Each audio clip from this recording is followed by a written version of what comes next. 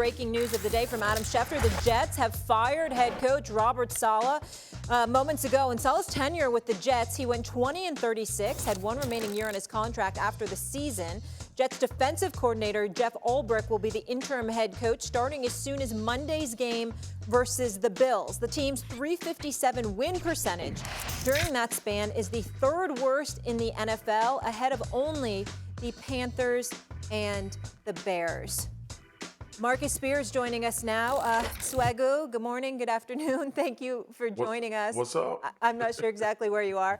What's your reaction to this news, the firing of Robert Saleh, 5 games in?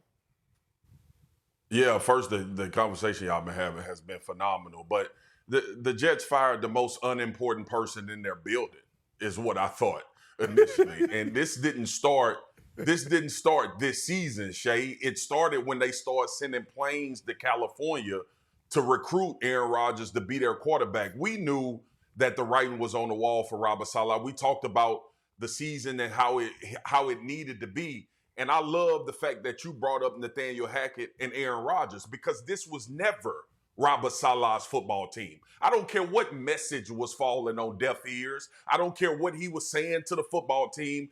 A year ago during the summer, or during that time where they were courting Aaron Rodgers to become the quarterback, Robert Saleh was no longer important to the New York Jets. Now, we could sit here and play nice and act like because he had the title head coach that he was supposed to have some demanding, stern presence within that locker room. None of that mattered. Like, this team deflated when Aaron Rodgers got injured. And obviously everybody would when your starting quarterback goes out. But Robert Saleh, to me, held the team together that obviously didn't have the quarterback play nowhere near what it needed to be a successful head coach in his entire tenure. If you want to look at the record of 20-36 and say over the first 4 years he was the head coach, we didn't do well, fine, fire him, move on.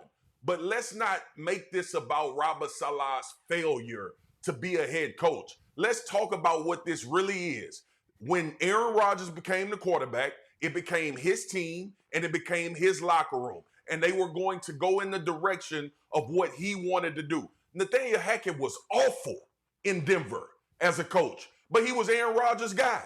And they wanted to bring him in as offensive coordinator. Now, I've seen the season. The most points that the New York Jets have given up this year is 23. And that was last week to the Minnesota Vikings. So nobody, please don't get on TV and tell me his area of expertise was the reason that they were fired. We all know why. But the point is, like I said in the beginning, the most unimportant person in the Jets organization, who was their head coach, was fired and scapegoated because they not having the type of success offensively that they thought they were going to have the first 4 weeks of the season. Shannon? That's how it works. You know, when you bring in one of those guys, they take over your locker room. They take over your team. You bring in Peyton Manning, he's the de facto leader. They're going to follow him. You bring in Tom Brady, he's the de facto leader. They're going to follow him. When you bring in Aaron Rodgers, you better hope he's going to lead in the right way and not blow off certain things and not give you a laissez-faire attitude. I'm telling you, I ain't telling you, Stephen, it was somebody told you. I'm telling you what I know. And a lot of times a good, strong locker room will handle problems before it ever reaches the head coach's desk. Yes, Lord. Now, I ain't telling you something somebody told me. I'm telling you what I know, because I was a leader for about 10 to 12 of my 14 years. That's the problem that they have. I agree with everything Swagu say. Yeah, Robert, if you want to be a head coach, if you want to have a long tenure as a head coach, you better get your quarterback. Look at the guys that have quarterbacks. Those are the guys that get 10, 15, 20 plus years. If you don't have a quarterback, your tenure as a head coach is going to be short. It's really that simple. Absolutely. That is the most important position. But he carries so much weight. They have the smallest, narrowest shoulders, but they carry the biggest burden. And when that guy is a leader and when that guy can play, there's a reason why Tom and Peyton and some of these quarterbacks are so well respected, not only for their play, but for their locker room presence. I don't think that gets talked about enough from a guy that spent a large part of his career in locker rooms. That carries a lot of weight. Swagu is absolutely correct. Saturday is absolutely correct. In the locker room, man, don't pay no attention to no coach. We run the locker room. We run that. Well, let me respond. Because you see, while I appreciate this conversation from two football players, there's an audience of millions out there that have their own damn perception. They ain't never been good enough to even think about getting on the football field. And last time I checked, that plays a role in people's job security as well. Because the paying customer out there is talking about what they see. Put Shannon and Swagu up on that screen. Don't hide them now. Here's the deal, y'all. This is the point that I'm trying to make. Swagu, you're absolutely right. The most unimportant person in the building. Fair enough. But guess what? There might have been a debate about who is the most important person when it came to this decision. Because we could sit up there and say, oh, Aaron Rodgers had nothing to do with this. They never consulted him. Nobody's believing that, okay? But here's the other part. What about GM Joe Douglas? We know how this works because you see the owner is corporate. Shannon, you'll appreciate where I'm going with this, Mr. Businessman. You understand what I'm saying? The owner, you understand? The owner ain't on the damn football field either. Now, his seats ain't cheap, but he's watching from an overviewed perspective. It ain't as high as the blimp up in the sky, but it's pretty damn close. What is he doing? He's saying, what the hell is going on here? Who's the first person he's going to ask that question to? It's the GM. Joe Douglas. GM manager. You think the GM is going to look at himself and be like, oh, I'm terrible. It's all my fault. Really? That doesn't work that way in pro sports. As a New York native, what do you think Jets fans are saying today? I don't think they care too much that Robert Saleh is gone. I think what they care about is now is like, Aaron Rodgers, what you going to do? All right, head coach is gone. Yeah. Right, head coach is going. We got an interim coach in Old Bridge right now. Never coached, never was a head coach on the collegiate level, never was a head coach on the NFL level. So what level of expectations can you reasonably place upon him? They're going to look at two things. They're going to look at GM Joe Douglas. Are you going to get Aaron Rodgers another receiver, particularly since him and Garrett Wilson don't seem to be vibing right now? We need something a little bit better because him being the number one, but you not having a bona fide number two because Alan Lazard has dropped as many passes. I mean, I can't count the amount of passes I've seen him drop over the last few weeks, okay? So we got that as an issue. You got to go out and get a receiver. And then after that, it's like, yo, Aaron Rodgers, what you going to do? Because the coach, you don't have the coach as an excuse anymore. And if you Douglas, you know your job is going to be on the line. Because if they made an in-season change for the first time since 1976, and even then it was only when Lou Holtz resigned with one game left in the season. At the time, it was only 14 games in the regular season. You're looking at all of that, and you have to say to yourself, what are they going to do next? So the GM is going to do everything he can to cover his own you-know-what. And that's going to put it on the shoulders of Aaron Rodgers. And that's why I think that GM is going to go out and get an additional weapon so he can make sure that Aaron Rodgers has no excuse and nobody gets to look at him and say, you didn't provide the help that was needed in order to propel us to an AFC East crown. Swagu, I have two questions for you. I'm curious, do you think that this season is done? And if this is the end of Rodgers and, you know, whatever, they make it to a playoff game and that's it, or don't make it to the playoffs, how does this affect his legacy? I don't think they're done. Let me say that, Molly. I don't think they're what everybody thought they would be as far as AFC championship contenders or Super Bowl contenders. They are so far removed from that right now that it's asinine to even have that conversation about them being a Super Bowl winning team. Do they have Super Bowl talent?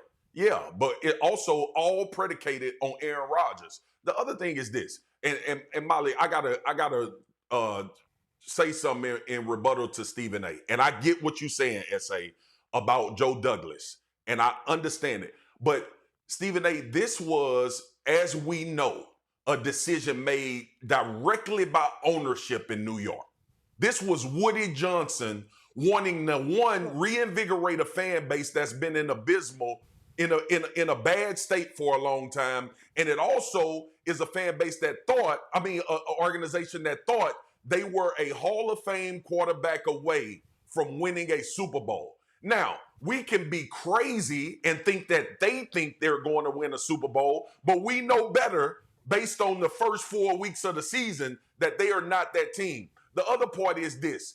You bring up Joe Douglas, and rightfully so, and I understand what you're saying about the hierarchy of where they fall in line with him and Robert Saleh losing his job. Joe Douglas and this organization, what did we say about Joe Douglas? This is a phenomenal roster that he's put together. Those were the conversations. They need a quarterback to be Super Bowl contenders. I don't want to hear nothing about Devontae Adams. Nobody knew Devontae Adams was going to be available. I don't want to hear nothing about another superstar player putting the New York Jets over the top. The quarterback that they sent all them damn private jets to California for was supposed to put them over the hump to win a Super Bowl. And Garrett Wilson was supposed to ascend to being a top 3 to 5 wide receiver. Those were the conversations. It was not about Robert Saleh getting fired. It wasn't about Joe Douglas protecting his ass. It was about Woody Johnson believing everything was already there. All we need is a quarterback, and we could be a Super Bowl contender. So it all falls squarely on Aaron Rodgers' shoulders and Nathaniel Hackett. I don't care if Joe Douglas get fired. I don't care if Joe Douglas keep his job. What I do know is this. Everything that they asked Joe Douglas to do, he went out and got it done if we're going to give the GM credit for bringing players into an organization. Shannon? Everything Swagu said is spot on. Ain't nobody say, well, if we get another wide receiver, if we get another this, if we get another that, oh, we're going to be Super Bowl. They said it's Zach Wilson that is holding us back. They say we have enough talent on the offensive side of the football with the way that defense played, with the Williams brothers, with Sauce Gardner and Reed, and all those guys that we got with CJ Moe.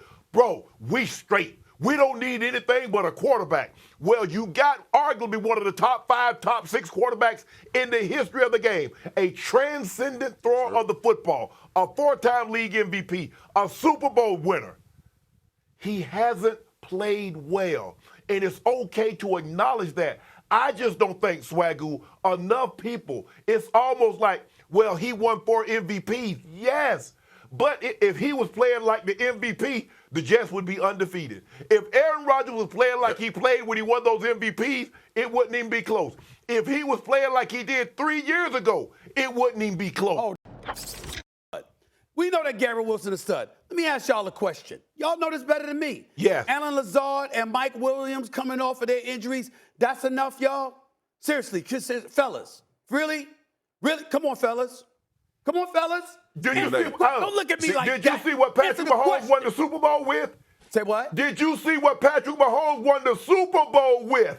I understand that, but wait a minute here. They dropped 44 passes It's your last bad season, man. and then they started catching that passes in the playoffs. That's what if they would drop the damn passes like they were in the regular season, it would have been a different animal. But they were getting open. No, but the receivers were getting open. Go ahead, Swag. I got a question for you, Stephen A. Yes, sir. Since you want to bring up that they need people now. Now they need people. They need more people. Based on what we saw, Swag. Based on what we're seeing. Okay, I understand that. Right. But Stephen A., when Garrett Wilson had Zach Wilson and he had all of those quarterbacks cycling, what were the conversations we were having on television? That's fair. Garrett Wilson is going to be an absolute superstar when Aaron Rodgers becomes the quarterback. That is correct. Shay brought up the mandatory and the voluntary.